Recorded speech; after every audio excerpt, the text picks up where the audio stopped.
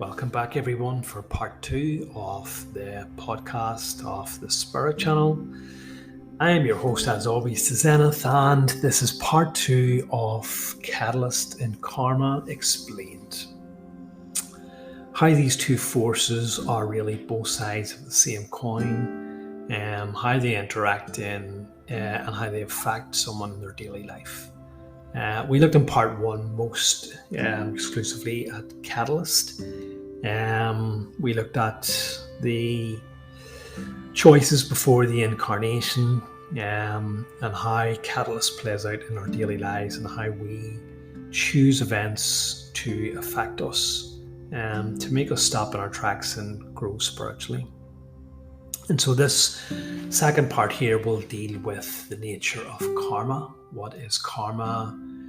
What is it all about? How it affects us in our daily lives, how we attract karma, how we can shed karma, how Catalyst interacts with this force that we call karma, this misunderstood force called karma. But before we do that, let me just wrap up talking a little bit about Catalyst.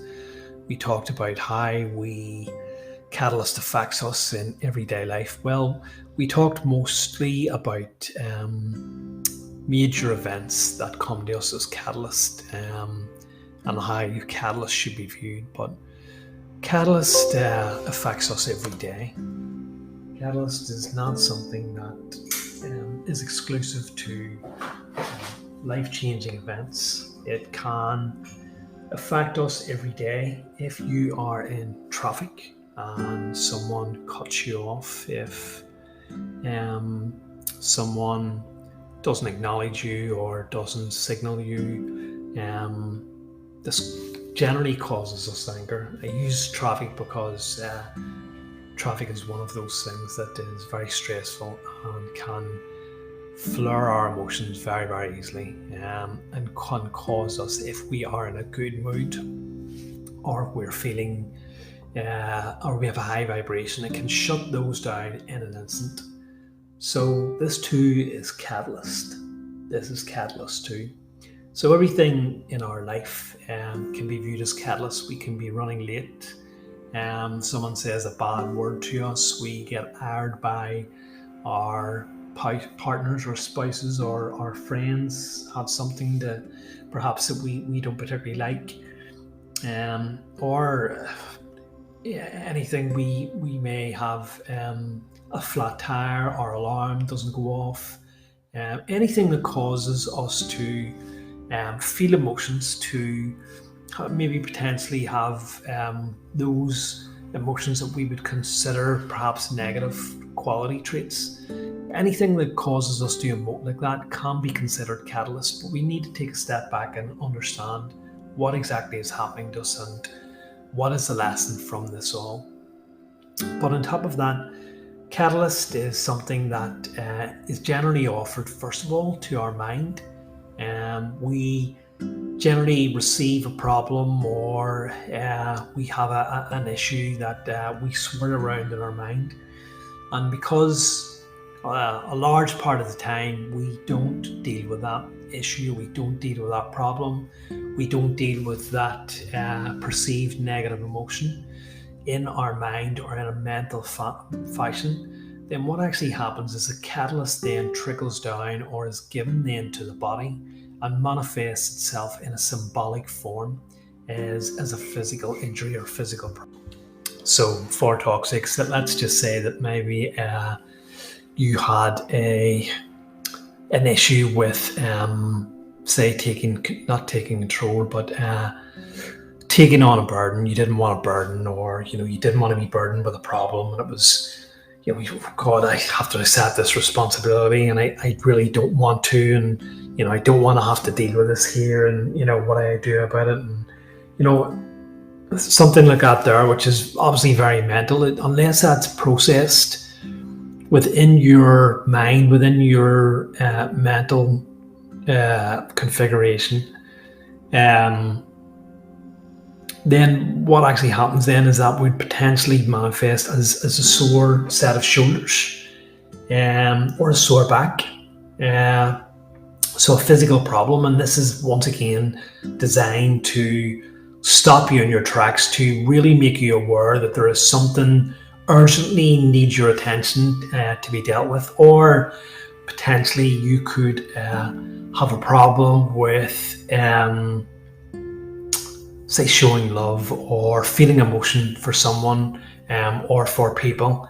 This may manifest as heart pains. You may feel like chest pains or heart pains, or your heart beating fast, or palpitations, something like that, something of a serious nature, in order to design you to stop you dead in your tracks and to actually make you take stock of things. Or perhaps control issues. You have problems relinquishing control. You can't, cede responsibility to people. You need to have be in control of everything. This could manifest as hand pains, as some sort of form of arthritis. And again, as I said, once again, it's a symbolic form of a mental problem. So illnesses as well, anger can manifest then as a form of cancer or a disease. If you're an angry person, if you have anger issues. So if you have find that you're not crippled, but if you find that you have some sort of debilitating condition, or some sort of illness, or something has just happened to you, or maybe something minor, maybe like speaking truth or being honest and stuff, this could manifest as toothache or mouth ulcers, or some sort of septic tooth, or something related to the mouth. But it's important, as I said there, to understand that what's actually happened is you're being given a problem that you haven't dealt with mentally, and so therefore it's being given to you in a more kind of challenging form physically, because nothing stops us dead in our track like an illness or a debilitating condition or some sort of injury, something like that. And I think in the Ra contact, when they were talking about this, they were talking about the nature of Catalyst and extreme forms of Catalyst. I think Ra had turned around and said that, or mentioned, or spoken of, is that sometimes people, entities they call them, need the proverbial 4x2, so more or less like a plank of wood, a good kind of wallop with it, in order to really make them pay attention to what's going on. So then how does karma fit into all this here? Well, what is karma? People are kind of under a misconception of what karma is. We use karma all the time, and we kind of have negative connotations about karma. You hear people saying, that's just their karma, or that's karma coming to get them, or karma's instant karma, or that's just pure karma coming to get them. And we kind of associate it as like, well, they got what they deserved, because they were bad, or they done something of an unpleasant nature, or manipulated someone, or something, or stole or something. Then karma got them, and we kind of tend to think of karma as a negative force. You do something bad, karma's going to get you, or karma will get them in the end. What karma is, it's not like a bad thing. It's a balancing act. Karma is more like a balancing force. What you have to understand, if I've not explained all this here, is that each and every person is all the same ultimately. Yes, we are all physically different. We look differently. We are men, we are women. We are black, white, Asian, yellow, Caucasian, Asian, Oriental, African American, whatever. We're all physically different, but beneath the physical, we all share a commonality. We all share a spirit.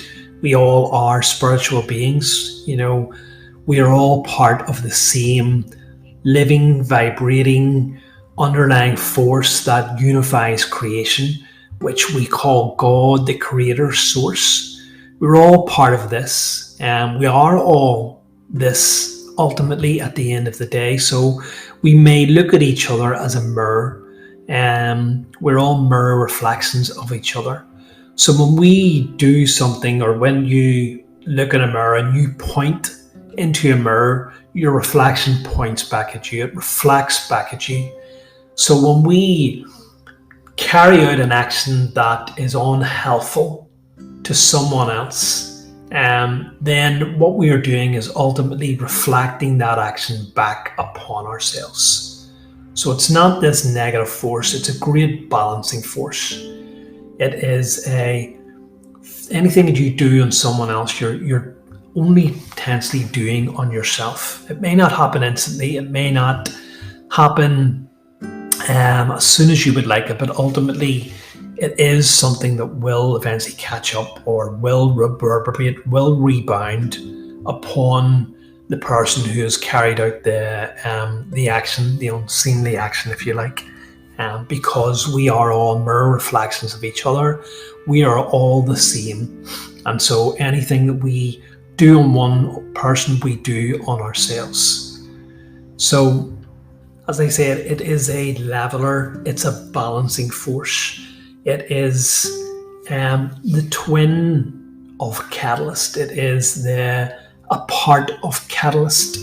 So it is designed, once again, to make you stop in your tracks, to actually reflect upon what happened, what did I do to deserve this, what actions have I taken that have caused injury or caused harm or caused distress to someone else who is ultimately a reflection of myself.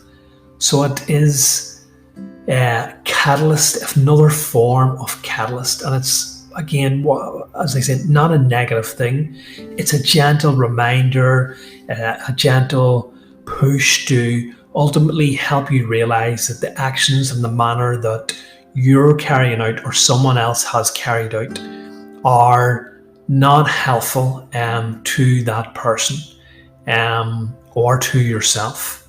It's just that most people don't look at it that way. And again, the people who are on the receiving end of this karma they don't look at it like that, or it may happen at some stage in their life where they don't associate it with the actions that they took that were unhelpful to another person or a body of people.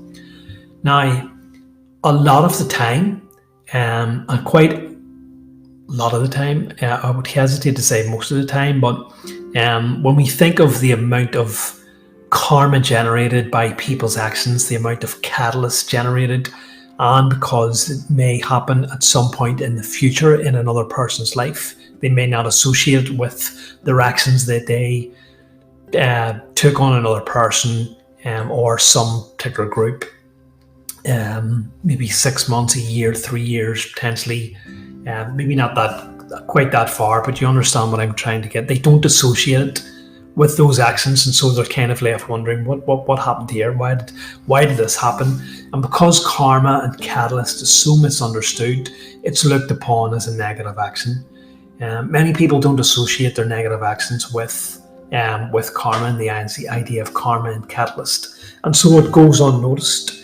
It goes unnoticed time after time, and with someone who is of a negative persuasion, it only serves to enrage them even further, to have this sense of injustice upon themselves, and so it can lead them into a spiral of doing even more harmful actions because they feel so unjustly treated by the world.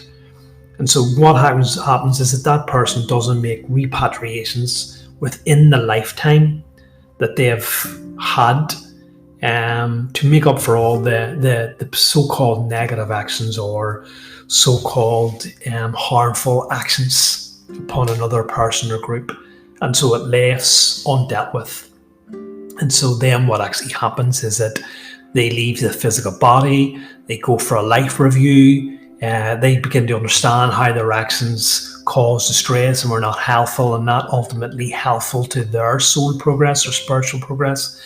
And so then they have to decide on a set of lessons that they need to learn within the next lifetime that will balance out and make retributions for the karma that they incurred within that lifetime, if that makes sense. So it may lead then to them and these people or these spirits or entities leading a completely opposite lifestyle or being on the receiving end of the actions in this new lifetime that they caused in a previous lifetime. So if you murdered someone in the current lifetime and had no balancing act for that, or no repatriations for that, or no alleviation of karma, then what will happen is that potentially you may be the victim in the next lifetime. And so we can look at this for any number of unjust actions. We can look at this for any number of crimes, any number of unpleasant situations that we may happen. I actually just had this conversation or conversations like it with both two people today, and I was trying to explain a bit about this here. With all the evil and all the injustice that appears to go on in the world, people are the victims of crime, people are the victims of, as controversial as this may seem, sexual abuse, of murder and stuff like that. These are generally actions that have been agreed upon in a previous lifetime, and they're generally actions that are life lessons that are needed for someone because perhaps in a previous lifetime they were the perpetrators of these so-called crimes or these so-called negative acts or evil deeds. I'm not saying that this is always the case, but I'm turning around saying is that in quite a lot of the circumstances, and when you actually look into past life regression and any studies or books that deal with past life regression, or if you've potentially had a past life regression, then you can look back along your incarnations and see that perhaps if you were a victim now, that you were a perpetrator in a previous life. And so this, as I said, it's a great balancing act. It's a great leveler of things, this karma. But once again, it's catalyst that's being offered to that person in order to help them understand their actions and to help them stop in their tracks and to change them and to help them grow spiritually by not manipulating or committing unpleasant acts or acts that cause distress and damage to another fellow human being who is ultimately a reflection of them. So I hope that that is a good explanation of how karma and catalyst are both sides of the same coin. One way to alleviate karma is forgiveness. Forgiveness plays a big part in this too. And it's, while forgiveness can be forgiving other people for their shortcomings, for their flaws and their lack of knowledge, for potentially acts that they have done on you or anything that has caused you distress or anything that has caused you harm. Forgiveness can also be self-forgiveness.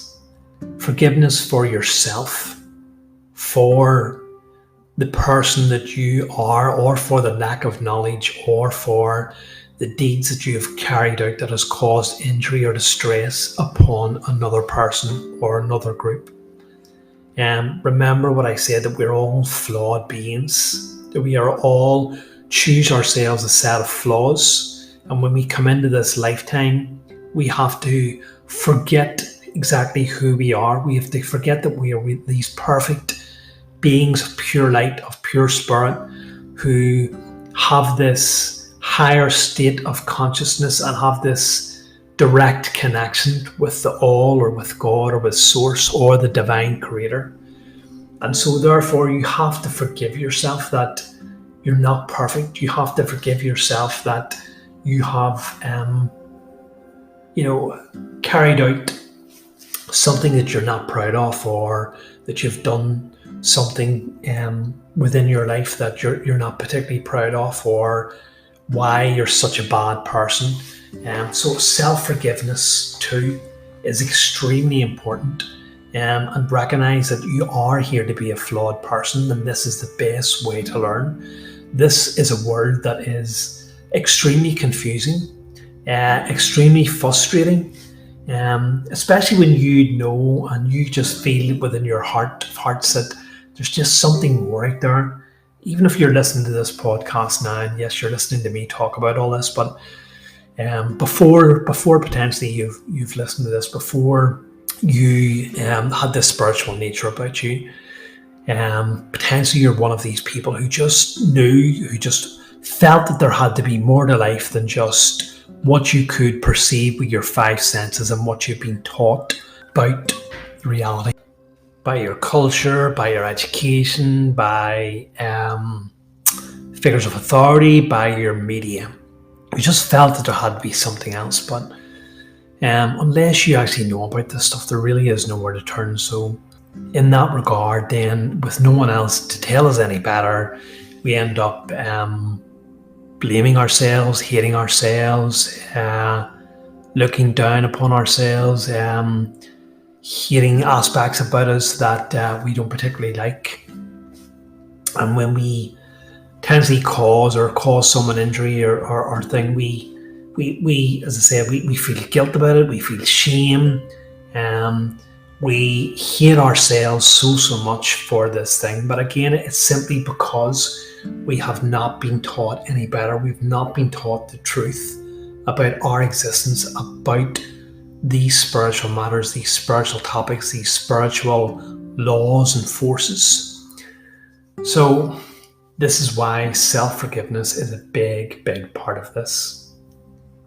In my lifetime, I've had to learn forgiveness. I've had to learn self-forgiveness for the flaws that I have, and to love those flaws, and to recognize those flaws are genuine and just as much part of me as all the sunny, happy character traits that I like to show the world.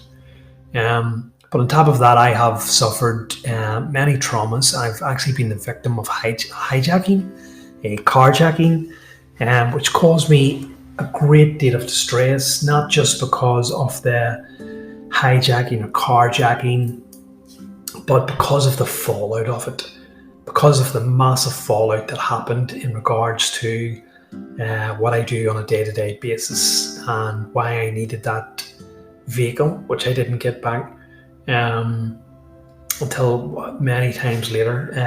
It caused me enormous distress, enormous hardship. But I had to, not that I had to learn, but I had the wherewithal, simply because of being aware of great spiritual practices and understanding, the concepts of forgiveness and karma, that I had to, or not had to, but I felt this strange sense of forgiveness for the person or perpetrators of this crime. I actually wrote about it in my blog. I'll post the links if you want to read it. It's quite a lengthy post, but it hopefully explains my thoughts completely on forgiveness. But it's this concept of, as I said, of the people who committed that crime, or person who committed that crime, of, they generally don't know any better. They are doing what they, not what they think is right, but they're doing what they are doing because of their genetic makeup, but potentially because of how society has molded them and their beliefs and things. So it wasn't easy for me to write about it because it was an extremely traumatic event, but it was not that hard to forgive these people. And when I tried to tell the investigating authorities and tried to tell other people that I generally didn't feel any animosity for the people, they were up in arms. They were outraged on my behalf, because once again, we just feel a sense of rage, we feel a sense of an indignation.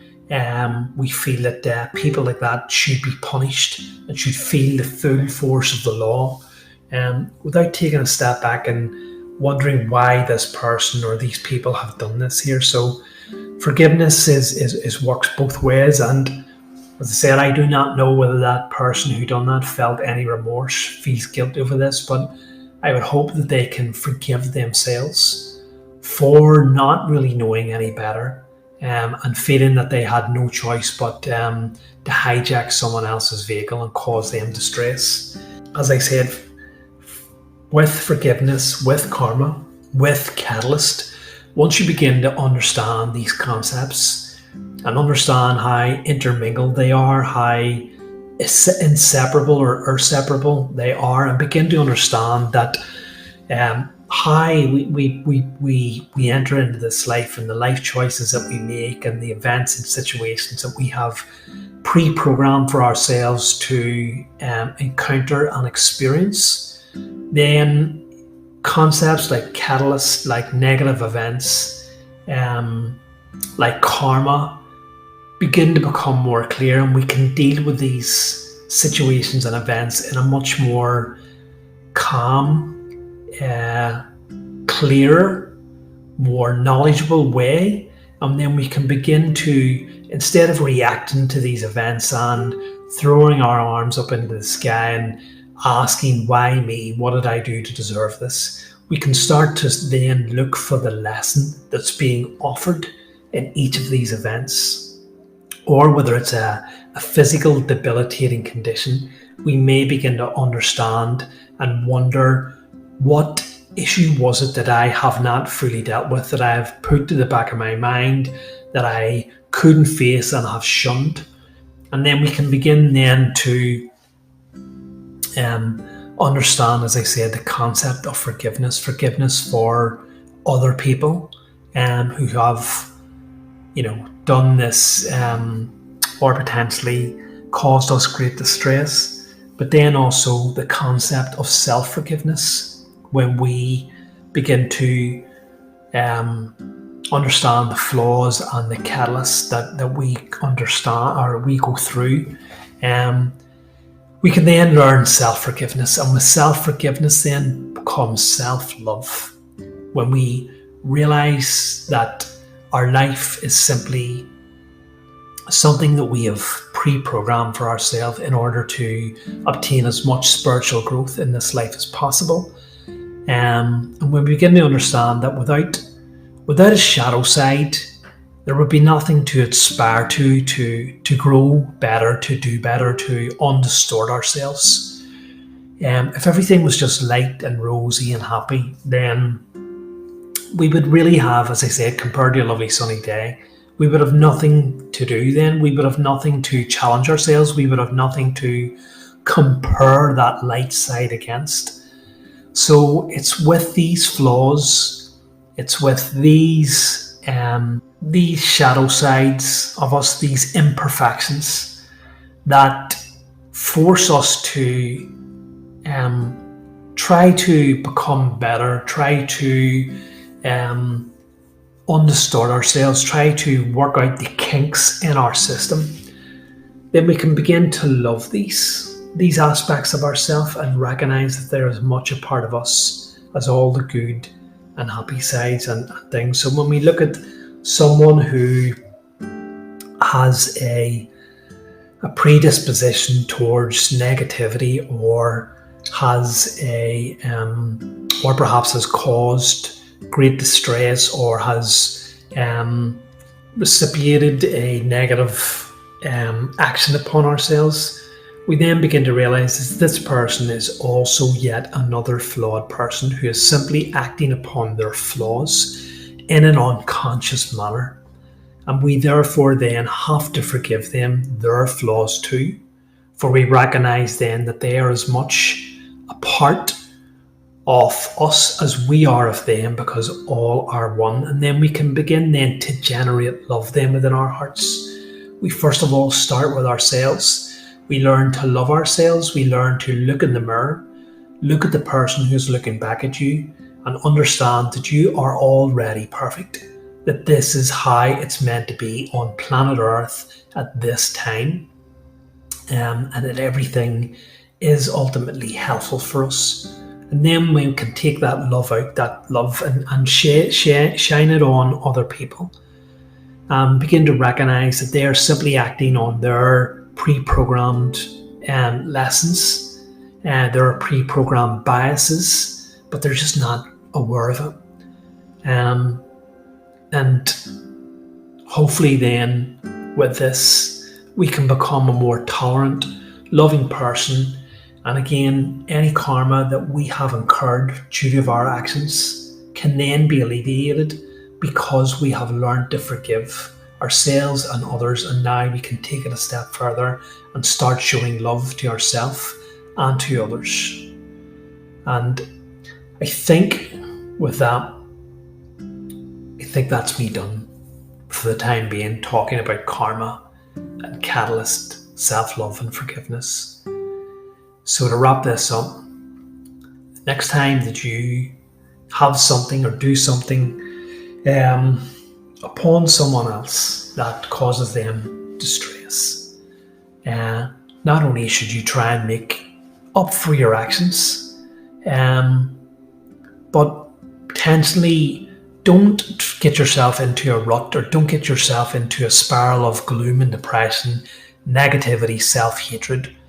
Simply recognize that this is potentially part of your pre-programming, that these flaws, that these actions that you've carried out are necessary in some part of way, and resolve then to do better, to understand the nature of why you've done this and what lesson you can take from this, and learn then to helpfully lessen these flaws within you and resolve then to become a more tolerant and loving person.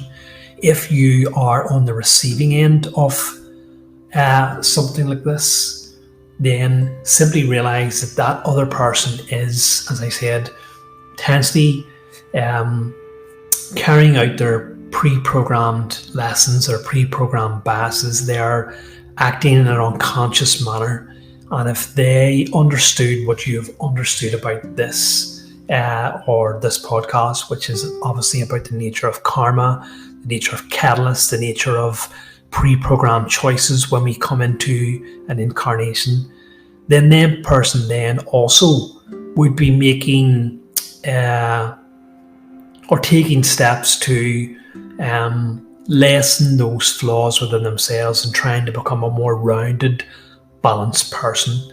And that person also would then hopefully be taking steps to learn the conscious act of forgiveness, self-forgiveness, self-love, and ultimately spreading more love in the world. So I hope this has been a useful guide. I hope you've learned something from this. No doubt when I finish this, I'll probably remember half a dozen other talking points that I wanted to talk about, but such is the nature of simply hitting the record button with an idea in your head and seeing what comes out of it. But if we feel, or if I feel that there's more to add this, I'll be sure to record a further podcast on this. But for now, thank you once again for listening. Thank you for all of your support. Please do drop me a comment, drop me a recorded message. Let me know what you think of this. Do you agree with it? Do you not agree with it? Did you find it useful? Is there some part of it that, makes sense to you, that resonates with you? Is there something about this here that you can take away and now take steps to integrate these lessons, this knowledge into your life? Or perhaps you may wish to give your own opinion of what you feel catalyst, karma, self-love and self-forgiveness is all about. I too am learning, and I am open to all interpretations of this. There is no right, there's no wrong. There's simply what resonates with you in this. So feel free, if you like, to drop me your own opinions on this. But in the meantime, I have been your host, Zenith, and I thank you once again from the bottom of my heart, and I hope you'll join me for further episodes.